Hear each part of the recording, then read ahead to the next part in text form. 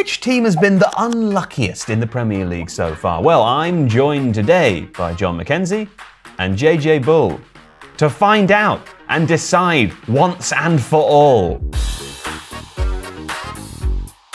Right, here's how it's going to work today. I'm going to say a team to you. You're going to tell me why they might be considered unlucky, and then we're going to vote at the end of each section on whether they were or weren't unlucky, okay? And Jon, I'm going to start with you because Tottenham are my first team. Now, Tottenham, 8th place. You say Tottenham quite funny. Tottenham. It's because I'm trying not to say Tottenham. Tottenham, 8th place, 10 points, pretty good start. Why would Tottenham be considered unlucky, all things considered? Yeah, 8th in the table, but actually if you look at the underlying numbers, and obviously with the caveat that it's a very small sample size, the numbers suggest that they should probably be higher up there. So I think they're second in terms of expected goal difference, according to Opta numbers, and then the Opta's expected points table has them third, I think. So You could argue that the results that they've been having haven't matched the sorts of performances they've been putting in. I think actually this is quite an interesting topic though to talk about a little bit deeper, because I think the reason why people might think that Spurs have been unlucky is on the basis of the way that some of the games that they've had have unfolded. So the eye test. Yeah, the eye test. So the Leicester City game, they drew 1-1. People came out of that game being like, Spurs dominated that game. They were in control of that game the whole time. Yeah. Leicester got a goal, and then that feels unlucky. Yeah. Same with Newcastle. It certainly felt like one they should have won, right? Yeah, and same with Newcastle, right? So I think this is a really interesting test case, because I think what people are talking about as being lucky versus unlucky there is, well, this team had most of the ball. They were the ones who were trying to score most. Therefore, they probably deserve to score most, right? Yeah. Whilst I think that's generally true, like the more you have the ball, the more you try to score, the more you probably should.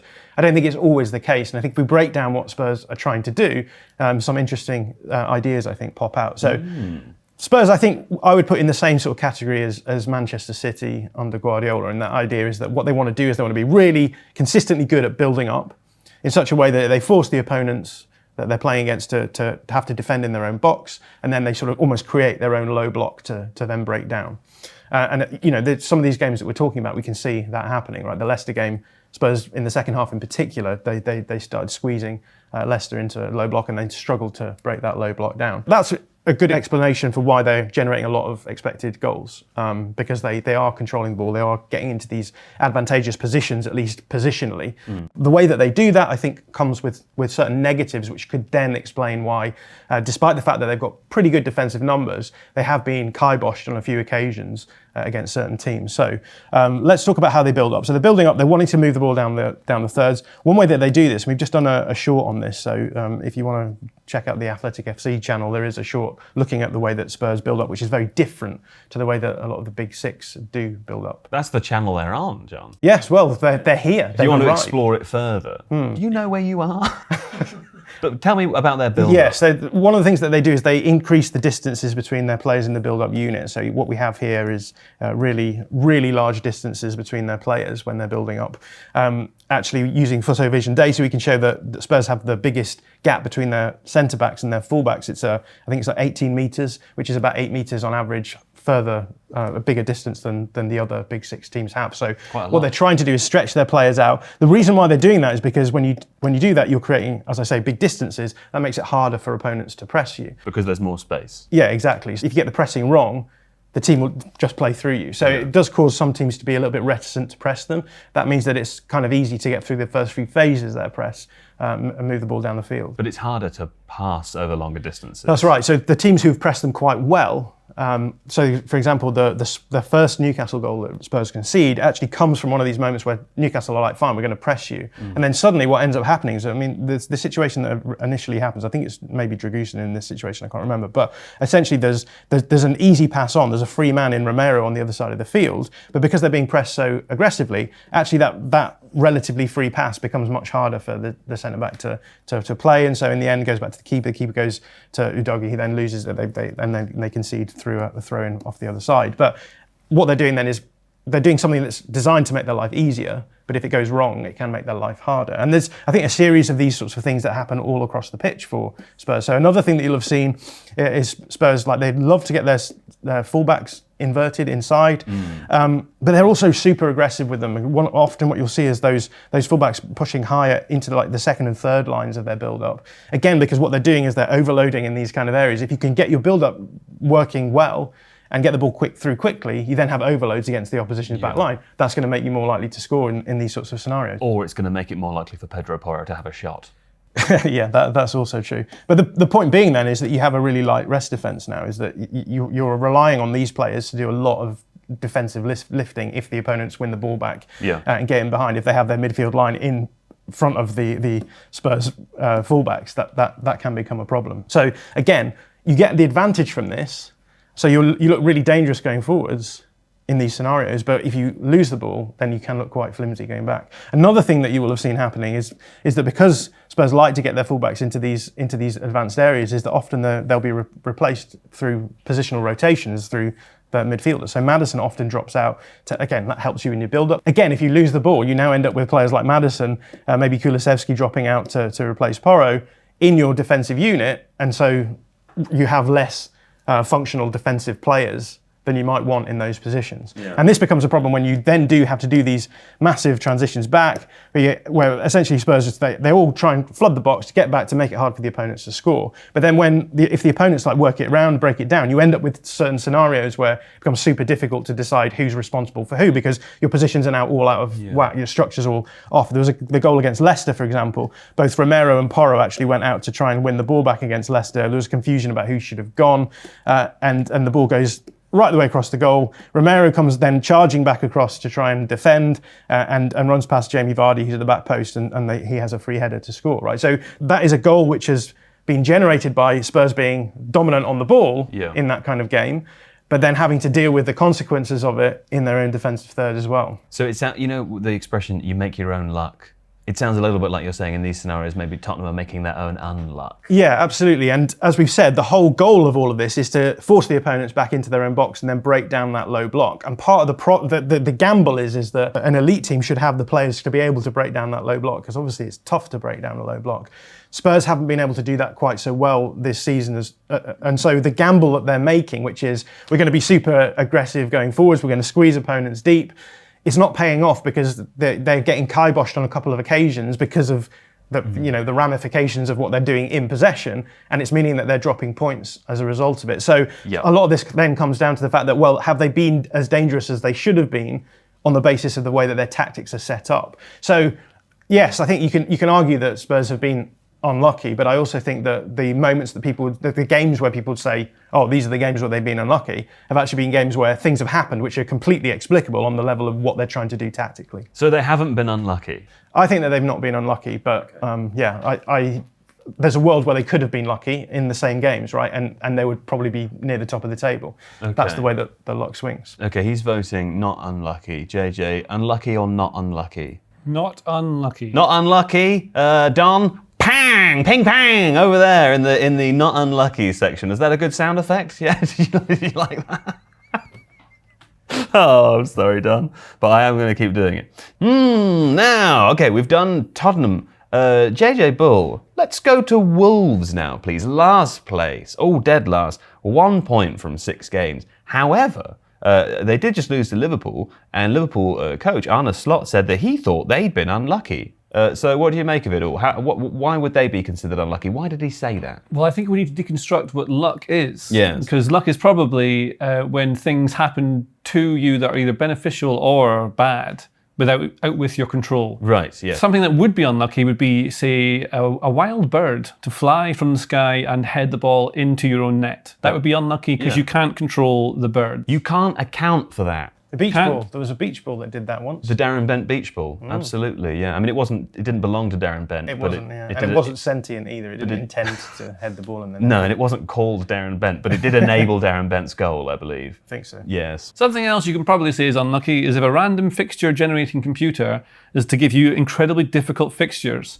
Because what Arne Slot actually said was that Wolves had a very difficult fixture list before they played Liverpool, because they've played against Arsenal, Newcastle, Chelsea and Villa. Their fixtures so far have been really difficult. That is tough. And I think if you're looking at it realistically to what Wolves have and the players they have and where you'd expect them to finish this season, you'd probably think they might take 3, maybe 4 points from this group of teams, because the only team that finished below them in the league last season was Nottingham Forest. Everyone else is higher, therefore probably better, because they haven't really improved. Because another thing with Wolves is that they sold 2 of their best players in Kilman and Neto and didn't really replace them with senior players to do that. So that's a problem.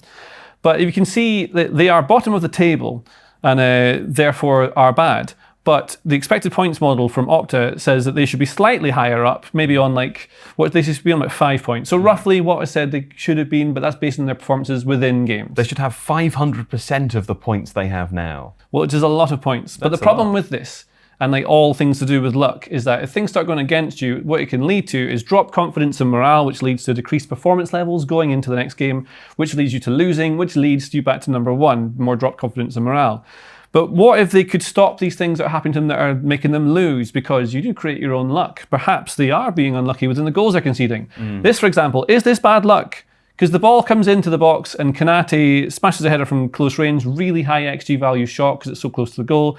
The goalkeeper should maybe save this. If he sticks his legs out, he's a bit too slow to get down. That's Sam Johnson in goal there rather than Jose Sa, who was dropped for making mistakes. Maybe that's unlucky. I don't think that's unlucky, really. I think that's maybe just something, just not haven't done it right. But what about late in the game? Is this unlucky? You're late in the game against Aston Villa, a really good team. You're away from home. You've been defending pretty well all game long. Villa have a corner. You are set up in your defensive setup for your corner. You can see them over in the box there. The ball is knocked back straight out for a throw. Wolves stay in their defensive setup for the corner because that makes sense. But Villa then have a player who's deeper up the pitch, comes to join in the play. That throw-in gets chucked to him. Now they have a 2v1 with this player who's come out to try and deal with it, which is obviously an overload, which means Villa have a huge advantage and will be able to get the ball into the box. But Wolves are trying to transition from their corner shape into their more normal, traditional defensive one. Yeah. But like John was saying with Spurs, they're not quite there yet. So it'll be like when you see the managers going, get up, from the sidelines. That will be what's happening there, right? Probably, but they won't be able to hear them. It could be very noisy because you're playing away to Aston Villa and it's really loud. Yeah. And so because of this advantage, they're able to get the ball into the box, trying to transition, they can't quite do it. But it's late in the game, so you're a little bit tired, you're maybe not thinking quite the same, you're nervous. The ball's chucked in the box and you've got Mario Lemina at the back post who doesn't pick up on his man, gets in to score this goal. Now, I don't think that's really unlucky. It goes in the goal here. But perhaps something that is unlucky is conceding goals that you should never concede from power rocket shots. For example, this is against Newcastle. Wolves 1-0 up. Getting late in the game, they've been defending really well all game long. See their defensive shape, they're just trying to block them, not do anything. Fabian Schär should not be shooting from here, let alone hitting that top corner. That's not what you expect from Fabian Schär, yet that is the goal they concede. What are you supposed to do with that? Love that goal. Wonder goal. You could argue that one of the things they could have done was have Lemina charge down and close down the shot quicker. That's one thing. Maybe Jimenez wants to get closer to him to block him. I don't think there's anything too wrong here. You could argue that's probably what you should do rather than just sticking your foot out to block it. But then in that same game, what happens is something else they could maybe stop. And here you have Harvey Barnes on the ball next to Matt Doherty, who's just on as a substitute, maybe not up to the speed of the game yet. And this is relevant because you've got Joel Lickman in the overlap on the side here, which means that Doherty now has to deal with this coming inside as the right back. So he's basically swapped positions with this lad here. So he's going to follow Harvey Barnes as he comes inside the pitch. Now, what you want to do as a defender here is get close to him, get your arm across him, get your body across him so he can't go where he's going. Doherty is not fast or strong enough to do that, doesn't recognise danger. No one steps out into the space that Barnes is running into. That's possibly another error. But what you can't account for is that he pings this into the top corner. Is that bad luck? I don't know if that's unlucky or whether they could have stopped the goal. It's hard to determine. And what I should say, the one thing that Wolves have been unlucky with is their fixture list, because as we think what they maybe should have been expected to do was get maybe like 1, 2, 3 points out of it. And they almost got 5 points according to Opta's model. But those fixtures are really difficult and it makes them look much worse than they actually are. They're probably kind of mid and they'll be all right because it'll balance out like 50-50s over the course of a season. And the person that said they were unlucky was Arne Slot. Look at Liverpool's next fixtures. Their next fixtures are crazy. So if it is a random fixture generator computer, then this is unfortunate for Liverpool. This is what's happened to them next, and they might look worse off than Wolves did at the start of the season. The narrative will change soon, won't it? It sounds like you're saying then that you think Wolves are unlucky. I think no. I think they're exactly where probably they should be, and it will balance out in the end. Okay, he says no. What do you think? I think, yeah, if you're putting up 5 points in an Opta expected points model and you're not getting anywhere near that, then yeah, they've probably been a bit unlucky. Okay, bit unlucky. I mean, on the basis of the fact that he did all the research and did the section, I'm going pang, pang! Is that too loud, Dom? No. Not unlucky! Except they're probably a bit unlucky. Now, moving on to Brentford, John. 12th? 7 points. Sounds pretty good. Why are they here? They don't seem unlucky. I think that's good, isn't it? What's their problem? We've already talked about fixture schedules. I think Brentford were the team that had the hardest first 5 fixtures this season, so you could argue that's unlucky. But I think when it comes to Brentford, the big area of unluck has been injuries. They've had a lot of injuries. Yeah. Their most expensive signing is a player called Igor Thiago. They signed him, brought him in this summer. He had a good pre-season, then got a really bad knee injury, so he's out. They've lost Ivan Toney. Johan Wissa, he had a really good start to the season, hasn't since had a bad ankle injury. Yeah. They've had perennial problems at fullback, which is a big issue, I think, for a team where they're trying to do a lot of progression in the wide areas. So parental problems, did you say? I said perennial. Oh, perennial. Yeah. I thought he was saying the fullbacks' parents were doing a poor job. Yeah, But, I have no. That would be unlucky. I have no information as to the parenting of the fullbacks at Brentford. Anything could be happening. But what I do know about them is that Aaron Hickey and Rico Henry have both had long-term injuries. They were both out for big stretches of last season. Aaron Hickey was due to come back, but got re-injured when he was prepping for the coming in this season. So they're having all of these issues. Midfield, 2 of their starting midfielders have been out for a few weeks as well. So they're a team who've really struggled in terms of the injuries. That said, on the pitch, it's translated quite well. They've got more points, I think, than a lot of people expected. But I also think there's areas where you could argue that they've had relative slices of luck as well. And one of those areas is the area that everyone is talking about, Brentford's kickoff goals, because they've scored 3 goals from kickoff so far this season. And everyone's excited about it because what's happening there is that... Everyone's excited. Everyone. I'm excited. Are you? Yes. Are you? Kickoff's another set piece, so it makes sense to think, well, let's try and prep our kickoffs in such a way as to make them a consistent source of maybe scoring goals. And you think, well, three kickoff goals in 6 games is pretty good going. It's like they've discovered the new secret to football. Yeah, but I would argue that they've potentially been quite lucky here because despite the fact that kickoffs being set pieces in the same way that corners are, I think there's a big difference between a kickoff goal and a corner goal. A kickoff isn't the same as a corner, is it, John? That's exactly what I'm trying to say quite badly at the moment. But we've seen from Arsenal that you can take corners and make them a really consistent source of goals. Yeah. And I think the reason for that is that they are repeatable situations where the team taking them is in control, right? They can decide where the ball goes, they can decide where the players go, and the opposition team are responding. So they're always like being reactive to the proactive team who are taking them. They're also quite short sequences, so you basically fling the ball in the box, and maybe the ball comes out and you have a couple more phases, but they're usually quite short, and you're basically getting to have an unopposed kick into the box towards your own players, right? So you can see why that might make it an area where you can get an advantage. It's nice. Kickoffs are slightly different because you can't kick straight into the opposition box with all your players in it. The angle's different as well, right? So you're going much more vertically, which makes it a bit trickier to do. But that said, Brentford are doing things, I think, to try and make these set pieces a little bit more controllable. And it's quite fun to talk through them. So I'll just talk through the one against Spurs. Yeah. So this is straight from kickoff. Damsgaard's kicked the ball straight back to the goalkeeper. And the first thing to notice here is it's so aggressive, right? You can see Brentford have kept 2 centre-backs back here. Everyone else is trying to get into the other half. And they're all sort of aiming for a certain area of the pitch. And that area of the pitch is the area of the pitch where Christopher Ajer is, because Christopher Ajer is a very tall gentleman, a very tall Norwegian gentleman. So you can use him as a target. So what they're going to try and do is they're going to try and hit the ball to him. And if he wins the ball, heads it on, great, because you're pushing the opposition line back. So you can see Mbeumo here ready to run in for the ball in behind. If the ball doesn't get won properly and it just falls out into this area, what Brentford have done is they've set themselves up really nicely to have a pressing trap where they can win that second ball. Yes. So you can see there's a line of 3 here. They're going to close on the ball. A lovely net to capture a That's loose right, ball. yeah. And then a safety guy at the back here if you want to recycle it. And that's exactly what happens because the ball drops into this area of the pitch. And now you've got a Spurs player on the ball and Brentford players around them just ready to win that ball back. And the reason why this is so dangerous is if you win the ball back, you're now winning the ball back from a midfielder and you're in between the line of the midfield and the defence, which is what ends up happening, right? So now we've got Carvalho on the ball with just running at that back line. And as soon as Brentford are doing that, what they're going to try and do then is stretch that back line. So you can see Christopher Ayer here, Keane Lewis Potter, KLP. KLP. For sure. I think we're going to call him KLP now, we've decided to do. He's running in on the other side. So the idea here, and you can see Mbeumo going through the middle. So what they're going to try and do is isolate Mbeumo, try and stretch that back line. They're going to be super direct and try and generate chaos here because essentially what's happened is the ball's gone long, the ball's popped out, Brentford have won it back, and now they're just going to flood the box and try and make it dangerous. The ball ends up going out wide to KLP. That's right, and he moves the ball around a little bit. But what you can see here is just how chaotic the positioning for Spurs is. What actually ends up happening is KLP pings the ball into Bryan Mbeumo, just over the top of, we've got Romero and Bentancur here, who are doing like nothing. They're both in the same position.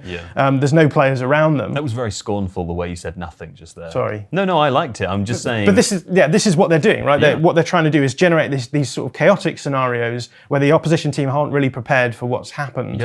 And as a result, when the ball goes into the box, yes, Mbeumo has an incredible finish here. It's a really nice volleyed finish. But if we actually move to the point where the ball is kicked, we can see that what Brentford have done is they've generated a 3v2 overload in the box here. So even if Mbeumo doesn't properly catch it, the ball bounces out, you've got the possibility of Ayer at the back post here maybe receiving the ball as well. So what Brentford are doing is they're using a degree of I think, control in these moments where they know exactly what's happening. They know that the opposition don't really know what's happening. And they're using certain principles like verticality, just getting the ball forward quickly as possible, stretching the back line, having these nice pressing traps to win the ball back in the middle as well. And it's resulting in goals. So what's the problem here? Because it sounds like this is all good. What's this got to do with luck, Jon? Yeah, because I think actually the difference, as we said, the difference between corners and kick-off goals is that there's so many more steps involved here that you're just increasing the amount of variables, and as you're doing that, you're making it less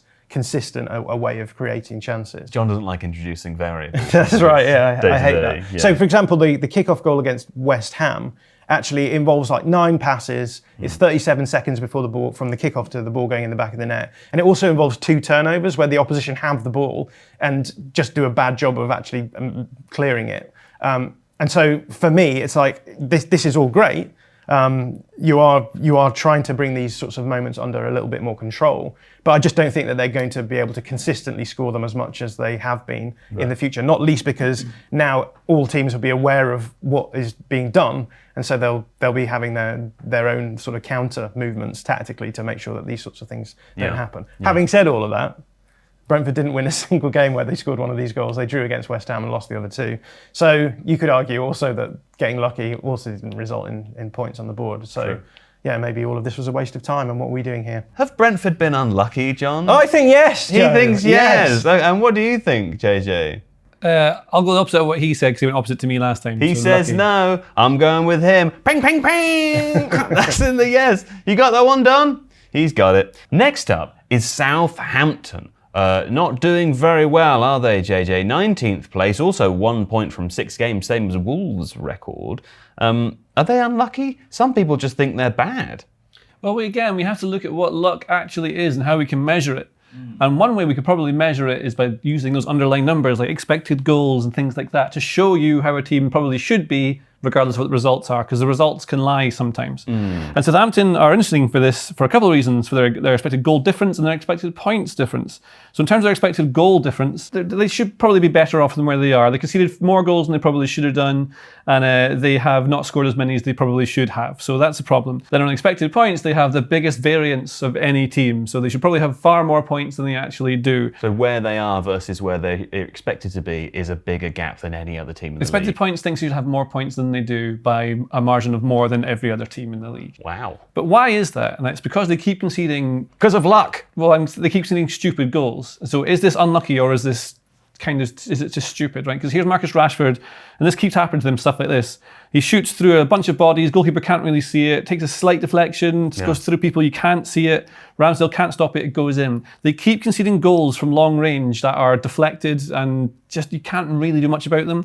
Like one goal you can do something about against Bournemouth, they're not ready for a quick free kick, they just pop up at the top and they end up scoring. But then they score 2 other long-range goals that I don't think it's Ramsdale's fault, really. It's just really well-placed long-range goals against maybe the wrong play. Ipswich score a long-range shot from a corner, but it's deflected and goes there. But Man United, they miss a penalty. They weren't beating Man United at the time. It was kind of even, really. Bad penalty. And that changes the game state. So like they missed a penalty. That's not luck. That's just poor hit. Then of course Rashford scores that as well. That completely changed. You're right about changing the game state. They were sort of on top of the game before that.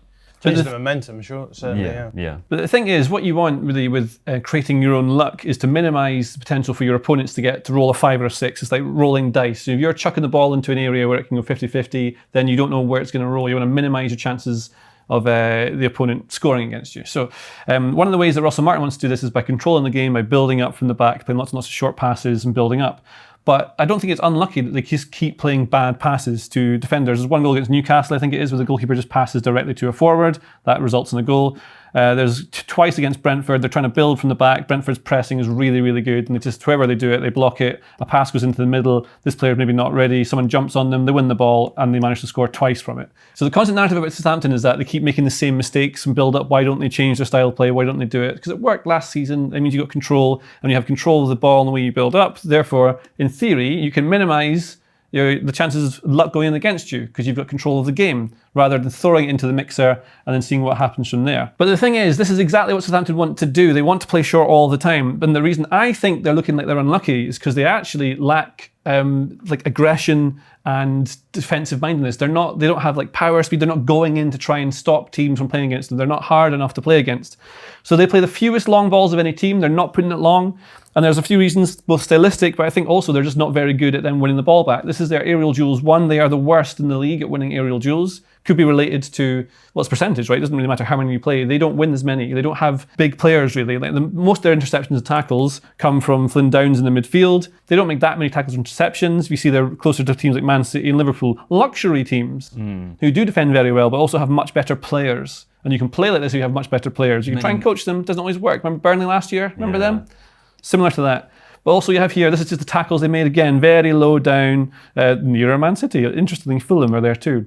But the thing is, when I say that they lack aggression and a bit of the kind of like fight you need to really stay in games against teams who are better than you, someone who agrees with me on this point is Russell Martin, who I am also older than, the Southampton manager. He says, we were soft this against Bournemouth. We were soft, whatever personnel you have on the pitch, wherever we play. If you lack the fight and aggression and spirit and togetherness and courage that we lacked in the first half, you're going to have a big, big problem. I agree. And that's why I don't think it's luck that's going against Southampton. I think it's more that they lack that aggression at the moment, and that's really making their stylistic choices of playing the way they do go against them. Okay, interesting. I mean, I think one other problem could be seen here. Russell Martin says he didn't recognise his team. I would say that would be a concern for me. Yes. If I was in and around the football club. Must have been wearing the away shirt or something. Must have been wearing different t-shirts. You think they are not unlucky then? You just think they're not good? It's not that they're not, well, yeah, a bit of that. They're not really unlucky. I think you create your own luck and they're creating lots of their own unluck. Right, okay. And what do you think? Is it vote for yes or no? Yes. Ping, ping, ping. I don't know which one that is. Don will work it out in post. Now, before we move on, let's hear from Phil Hay with something interesting. Here's a heartwarming tale about some European minnows. Have you heard of the New Saints, or TNS as they're better known? They're in UEFA's Conference League this season, and they're a slightly odd club. They're Welsh, but they play in England. They were founded via a telecoms company set up in the 1990s. They've got crowds of about 300. And the squad's worth no more than £2.5 million. They went to Fiorentina on Thursday night. Fiorentina have got a squad worth £250 million. So needless to say, it went the way you'd expect. TNS did well, held out until the second half, but 28 shots to 2 made sure that Fiorentina won the game 2-0. If you like this tale, or if you'd like a little bit more of it, sign up to the Athletic FC newsletter, which comes to your inbox Monday to Friday. Okay, we couldn't do this episode without talking about Arsenal, John, because I think there's a decent argument, several arguments, to say that Arsenal have been a little bit unlucky. Having said that, they are third as we speak with 14 points, so they've done well out of a difficult starting point. What are the arguments to say that they have been unlucky? I think there's probably 3 areas you could say that Arsenal have been a little bit unlucky. The elephant in the room here is the refereeing decisions that they've had that have influenced the games. Obviously, they've played more than 90 minutes of football with a player less than the other team, which influences the game. The other thing is injuries. So they've had a couple of big injuries, particularly in the midfield areas, being a problem because they don't have a huge amount of squad depth there. The other thing is fixture list as well. They've had a pretty tricky fixture list too. So that's the case for unluck. But I think this is why it's interesting to maybe tease out the fact that, you know, luckiness and unluckiness can often coexist, right? Sometimes you can get unlucky and then be lucky once you've been unlucky, right? Within the there's a whole broad universe of luck and unluck, and it comes for us all in the end. The sun shines on the righteous and the unrighteous alike.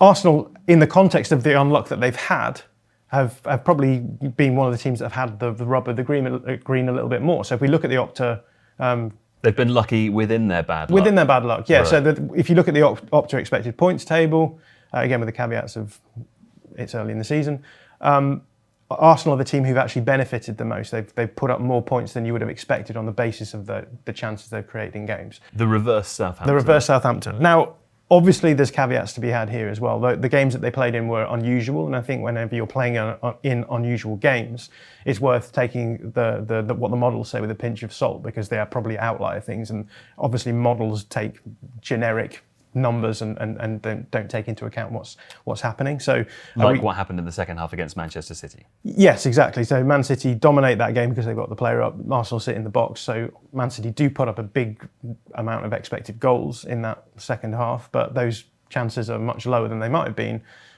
if there was only 4 chances, right? There was lots of chances, and so they were quite small chances individually, right? Sure. So that's going to impact things. And then obviously the way that they're playing in games, so the game that they played against Spurs, for example, was a game where they sat deep and they probably wouldn't have done otherwise. And they had the goal from a set piece, which again, it's the game, if you look at the underlying numbers, is a knife edge game, right? Both teams put up the same number of value of chances. And Arsenal score from the corner. Now you can argue that Arsenal put themselves in a good position to be able to be the beneficiaries of the luck in that situation, and they definitely do. And we talked about that before on this show, that, you know, Arsenal are well prepared to come out on top in all of the fine margins. So that is another caveat. But at the same time, you know, that these things so transpire that game could have gone the other way, right? Spurs could have been the team that. I mean, Kulusevski has a shot from distance that narrowly misses.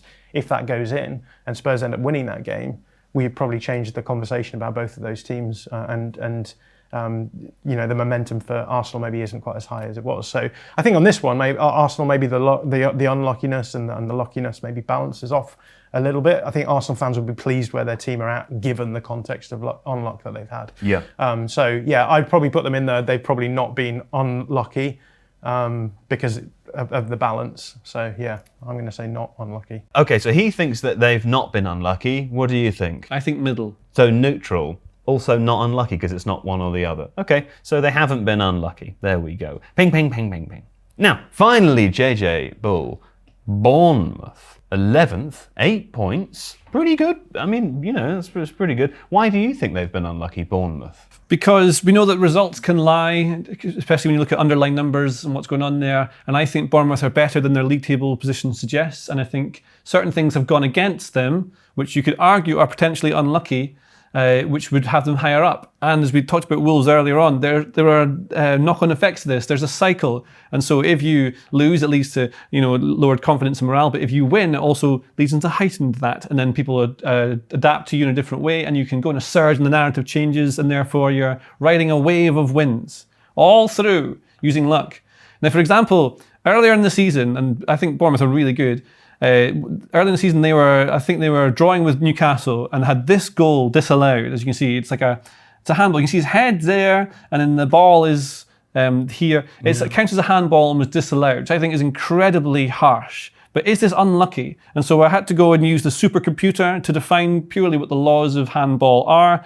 And using complicated next level AI, we have produced this graphic to show you what is going on here. This is Matt's Weaver. That's a man. Brighton. Here is the handball rule. This counts as, well, the green bit is that's not handball. You're allowed to hit that. You may notice that's remarkably similar to where that is. I think the ball actually hits him here. Now, if the ball goes over or does not go over the line, it depends on whether it's a throw-in or a goal.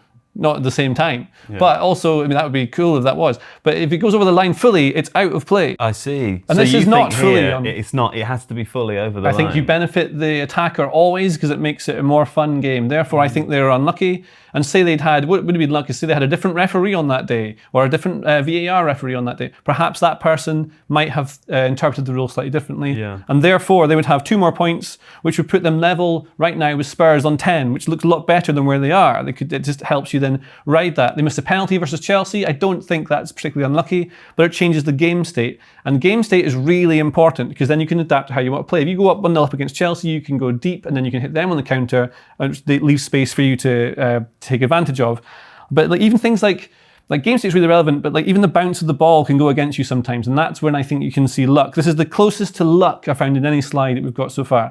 This is Nottingham Forest playing against them. Nottingham Forest are quite a defensive team. They want to play in fast counter-attacks. They want to play forward in this attack here, constantly forward. The arrow denotes the size of the forwardness. And the ball keeps bouncing, no matter what they do, how much they force it forward, it keeps bouncing to where their players are going. You might know some players at five-a-side who this happens to. They're not particularly the best technically, but it just keeps bouncing to where they are, and it's really important. No, he just dribbles with it all the time. So you run forward with the ball here, and then the ball keeps bouncing to you. It goes to Adam Smith, old reliable Adam Smith. Now here, famous economist, I believe. That's correct, and he changed professions for this one game. Yeah. Now he could boot the ball into touch. He just wants to smash this as hard as he can. Basically, it's very British football. It's exactly what I would want to do. Right, exactly, and it is funny to smash it. Yeah. So he wants to smash it here. What you could do is play it backwards calmly. He's got time, plenty of time to do this, and play it back to the goalkeeper. They keep the ball. But where do you think we are on the continent? He smashes it. It comes off Nottingham Forest players. It bounces loose. It bounces exactly. I think this is Ryan Yates gets it. Lands it perfectly from the volley. They can't get close enough. They're reacting really well, Bournemouth, but they can't get close. He then shoots. The goalkeeper parries it. Maybe unfortunate where the ball goes. He's chosen to parry it, but it lands directly with Chris Wood, who slots it in. Yeah. And now that you said it was like one of the luckiest goals you've ever seen, didn't you? Yeah, but I'm biased in this respect. Sure. But it was definitely one of the luckier goals I've seen. Yeah. And now that Nottingham Forest have the lead, they can play exactly as they want. The game state changes. Forest have had 40.7% possession in the Premier League this season. They don't want to play with the ball. They want to sit deep, create the space, hit it with fast wingers, and attack that way. Get Chris Wood in to jump onto balls that bounce loose in the box. That's exactly how they want to play. Then they can control the game. Bournemouth get a late equaliser. Had they not conceded that, my hypothesis is that Bournemouth would probably end up winning that game because they are a better team than Nottingham Forest and would be able to do that. Because when you're Nottingham Forest and you're in the middle of a game, you don't want to just drop as deep as you can all the time. You're still going for it a little bit, but once you have the lead, that's perfect for you to sit back and lock it down. And so I think Bournemouth have been unlucky, and then they could be much higher up the table and could be enjoying a real high-flying season. Okay, he thinks unlucky. Oh yeah, definitely. It's a travesty, the unluck that Bournemouth have had to deal with this season. It's kind of fun in a way, isn't it, to have? I mean, he's not technically a Bournemouth fan, but he's very fond of them, and a follower, I think he would describe himself as. And then you can instantly see the change from him being resentful of me, of being saying it's reductive here, talking about luckiness, unlucky, saying he doesn't have an opinion, to all of a sudden, absolutely, bing, bang, bong, they've definitely been unlucky. Do you know what I mean? That's what we're dealing with, people. It's you. You're the problem. So you think unlucky? Yes. Yes, of course you do. Okay, a ping, ping, ping. Finally now, we've got a decision to make, okay? Because we've talked about 6 teams. They were Bournemouth, Arsenal, Southampton, Brentford, Wolves, Tottenham, okay? Now, what I'm going to ask you, one at a time, the most unlucky of all of these teams, so we can crown the unluckiest team in the Premier League so far. I know you'll need a week to think about it, so I'll come to you second. JJ Bull? Bournemouth. JJ thinks Bournemouth are the unluckiest team in the Premier League so far. What do you think? I think Bournemouth are the unluckiest team, and I think it's some of the decisions they've had to deal with are a travesty, Joe. I think If you like this video, please consider subscribing to the channel. The Athletic is home to some of the world's best sports journalists, including David Ornstein, Amy Lawrence and Rafa Honigstein. With the latest transfer news and insight on every Premier League story that matters, theathletic.com puts you inside football, and you can try it free now for 30 days. See the link in the description.